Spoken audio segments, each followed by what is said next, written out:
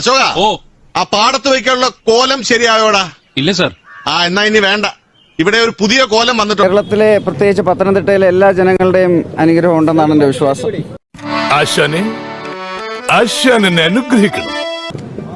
തീർച്ചയായിട്ടും നല്ലൊരു തെരഞ്ഞെടുപ്പ് ഫലം NDA പ്രതീക്ഷിക്കുന്നു.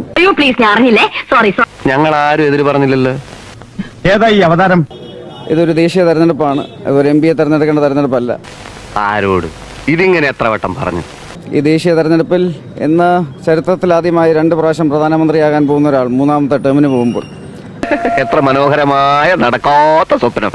അത് കേരളത്തിലെയും ഓരോ കോൺസ്റ്റിറ്റ്യുവൻസിയിലും പ്രതിഫലിക്കും. നീ എന്ത് തേങ്ങയാണ് പറയുന്നത്? എനിക്കൊന്നും മനസ്സിലാവുന്നില്ലല്ലോ. തീർച്ചയായിട്ടും NDA ഓരോ BJP സ്ഥാനാർത്ഥികളും ഇന്ന് നല്ല ഒരു റിസൾട്ടാണ് പ്രതീക്ഷിക്കുന്നത്.